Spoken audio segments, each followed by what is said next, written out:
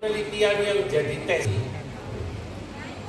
setidaknya ada 2 tokoh yang kemudian selama 100 tahun nanti membuat pengaruh masyarakat hebat pada masa itu, sehingga Salahuddin berhasil merebut Al-Quds. Pertama, tokoh yang melakukan gerakan lewat gerakan tasawuf namanya Syekh Abdul Qadir Al-Jilani. Maklum, ini yang nulisnya kan sama-sama Al-Jilani, Al-Jilani, satu kampung lah. Gilan itu kadang-kadang dobitnya dibaca bil kaf, kadang-kadang bil jim, pakai jim, kadang-kadang pakai kaf.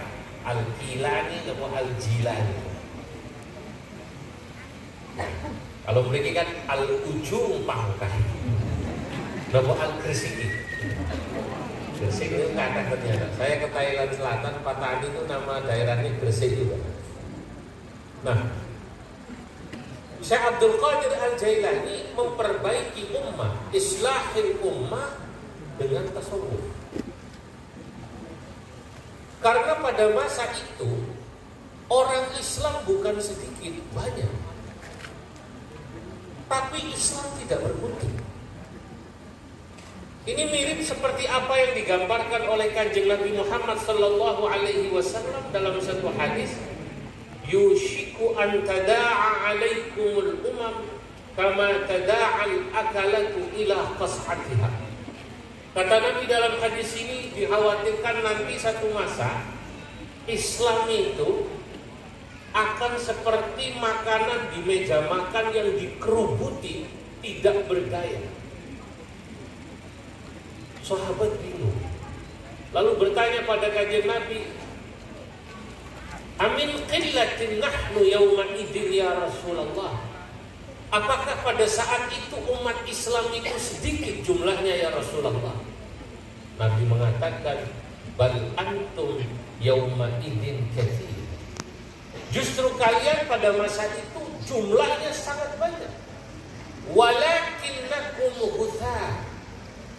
Akan tetapi kalian umat Islam waktu itu ghutha ka ghutha is-sail, seperti buih di lautan, jumlahnya banyak tapi hilang, tidak ada artinya ketika diterpa angin ke tepian pantai, hilang, tidak punya pengaruh. Nabi menggambarkan dalam hadis yang panjang ini, kenapa demikian ya Rasulullah? Kurang lebihnya karena umat Islam terkena penyakit wahan. Penyakit wahan itu hubbud dunya wa karahiyatul maut. Cinta dunia, takut mati. Singkat cerita, tidak punya kecintaan pada agama. Yang ada materialistis, hedonisme, itu hidupnya sing pikir enak. Pada masa itu, saudara-saudara, itu Islam kalau ditanya dari sisi jumlah hebat. Dinasti Abbasiyah sesudahnya dinasti Buwai hebat. Tapi mohon maaf, raja-rajanya, masyarakatnya senangnya itu kehidupannya dalam bahasa klasik al-mujun. Al-mujun itu ya dugem. Raja pada masa itu dinasti Abbasiyah itu unik. Ngaji purun, nyawer mau. Ngaji purun, apa? Nyawer mau. Penyanyi itu digambarkan nanti dalam sejarah tarikh Baghdad, At-Taifuri, hebat itu menggambarkan. Anda tidak menemukan sesuatu yang sepertinya paradoks. Paradoks itu kan berlawanan ya. Masyarakat senang sama agama karena kenal ilmu. Logikanya sederhana Bapak Ibu. Bagaimana orang mau cinta agamanya kalau dia tidak mengenal agamanya? Bagaimana dia mengenal agamanya kalau dia tidak mengerti ilmu tentang agamanya? Maka mengenal agama itu dimulai dengan ilmu agama. Kalau orang sudah senang ilmu agama, dia akan cinta agama. Analogi ini saya ingin katakan, perumpamaan ini sama seperti panjenengan semua di Ma'arif NU. bagaimana warga NU, anak-anak NU akan cinta NU kalau mereka tidak mengenal Nahdlatul Ulama dari kecil. Kalau mereka tidak tahu ke-NU-an, keaswajaan NU dari kecil, kalau bukan dari madrasahnya Ma'arif yang dimiliki oleh Nahdlatul Ulama. Dan ini panjenengan luar biasa jasanya. Yang memberi sibghah nahdiyah, celupan ke NU-an, anak-anak NU dari kecil itu panjenengan sampai. Kalau Imam Ghazali memberi sibghah diniyah, celupan cinta agama pada masa itu lewat menghidupkan agama, sampai-sampai ada seorang ulama memuji kitab Ihya Ulumuddin dalam syair, bi ihya ulumiddin tahya qulubana wa yakshifu anna qurbana wa humumana. Bi ihya ulumiddin, dengan kitab Ihya Ulumuddin tahya qulubuna, hati kami menjadi hidup. Wa yakshifu anna qurbana wa humumana, dan kitab Ihya Ulumuddin membuat kami, kesusahan kami hilang kalau kami ngaji kitab Ihya Ulumuddin. Nah, panjenengan sama dengan Ma'arif, dengan panjenengan kerso ngajar di NU dan Ma'arif, Masya Allah, NU muntasyir. Ya, maka saya ingin kali panjenengan mengajak, ayo khidmah di NU lewat ngajar niki, tolong disabar. Saya tahu Pak, guru-guru ini ya kalau yang tidak ASN ya bayarannya minal menesir. Benar apa benar? Saya tahu. Dari wajahnya kelihatan. Beberapa waktu lalu saya juga datang Pak Ketua, Pak Wakil di Tegal, dia acara ngaten iki. Datang ke rumah saya panitianya. Ya, Masya Allah. Makanya kalau yang undang Ma'arif itu gak perlu datang ke Jakarta, saya tahu Pak, karena ongkosnya berat. Saya tahu. Saya datangi walaupun lelah-lelah badohol saya konakol di Bengkalan itu, saya ketukan.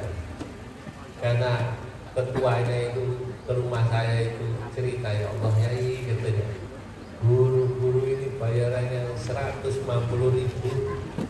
250.000, ya Allah. Untung sabar-sabar.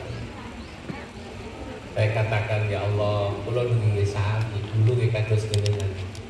Cuman sekarang lakonnya itu suruh jadi wakil ketua umum sama kayak panjenengan ini, beliau ini ya jadi wakil ketua, jadi kayak gini. Kelihatannya hebat tuh, mobil Alphard, itu mobilku. Itu mobilku. Nggih. Mobilnya canaan itu. Mobilnya yang Surabaya, yang satu mobilnya yang punya Kolowijo Group nih. Kolowijo itu, ini kan Pak Koko keluarganya kan keluarga Muhammad NU.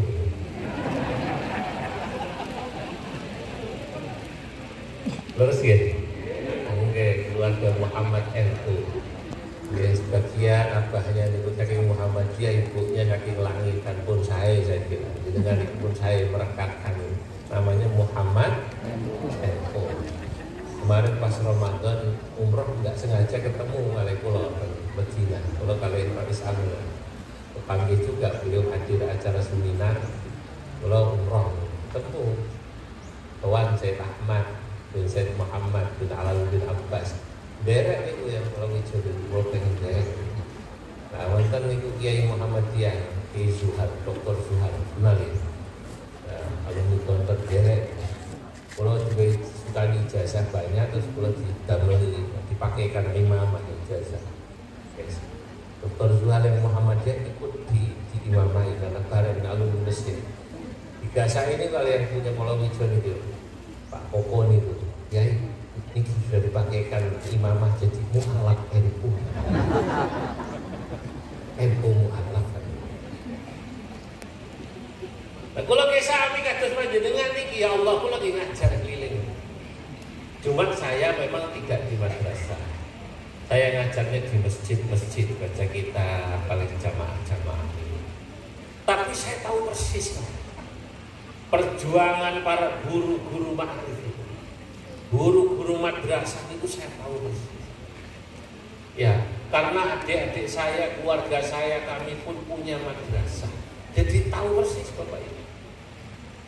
Tapi inilah idealisme yang harus dipegang kita. Satu, sebagai idealisme seorang muslim, karena yang diajarkan adalah ilmu-ilmu agama, yang tauhid, yang fikih, yang akhlak, yang tasawuf, yang hadis, yang tafsir. Itu idealisme agama. Sama seperti ketika Imam Ghazali menulis kitab Ihya Ulumuddin, kita harus punya kesadaran bagaimana anak-anak kita mau kenal Islam dan cinta Islam kalau mereka tidak pernah kenal ilmu-ilmu agama Islam. Dimulai dari tahu dulu. Sama kayak bagaimana mereka mau cinta NU, dia tidak pernah diajak kenal NU. Ibu bapaknya nggak pernah ngajak iki lho NU nak.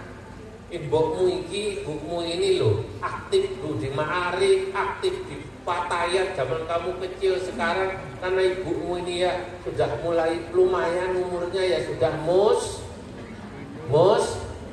muslimah, diajarkan maka cinta pada itu.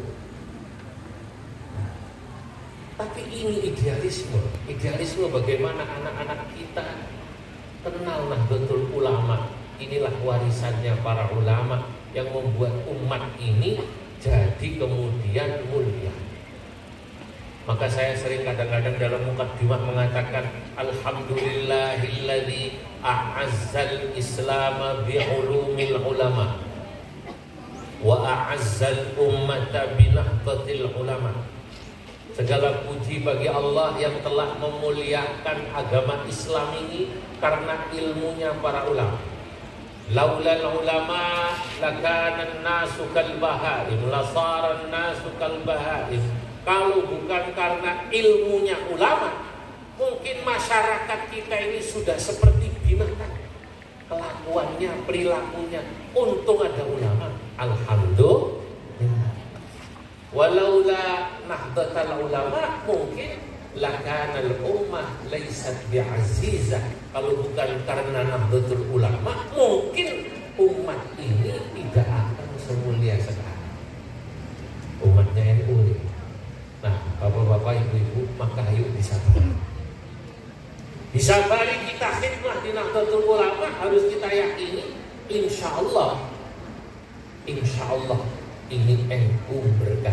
Allahumma ngajar di Ma'arif berkah. Ya. Kalau kemudian urus seperti panjenengan itu rata-rata sama. Cuma ini karena sering diajak undangan-undangan itu, sana ngajak makan, sini ngajak makan, masya Allah. Niki makanya ngapunten nih panitia NWC. Saya tadi barusan makan. Saya pamit, nanti saya tidak makan langsung pamit.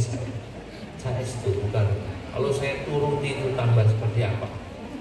Ya. Tapi saya yakin barokah. Alhamdulillah, NU barokah. Barokahnya para ulama. Pengurus NU, Pak Wakil Ketua. Gajinya berapa Wakil Ketua? PNS. Enggak, buat NU kan ada gajinya betul. Betul. Kalau isinya kita gaji betul bahaya kan? Tidak cuma masa Allah berkah. Kiai NU itu kalau selamatan tahlil pasti minimal berkatnya 2. Nah itu barokah. Panjenengan juga insya Allah barokah. Tidak barokah dalam bentuk materi. Insya Allah barokah yang tidak bersifat material, yang tidak terlihat, itu jauh lebih penting. Diberi Allah Subhanahu wa ta'ala kesehatan lahir batin. Allahumma lahir batin sehat gembira. diparingi Allah Subhanahu wa taala anak-anak yang soleh soleha. Allahumma, itu barokah. Dikasih Allah karena panjenengan khidmah di Nahdlatul Ulama, kok anaknya kita kok soleh-soleh, cerdas-cerdas. Oh, ini nikmat yang paling agung.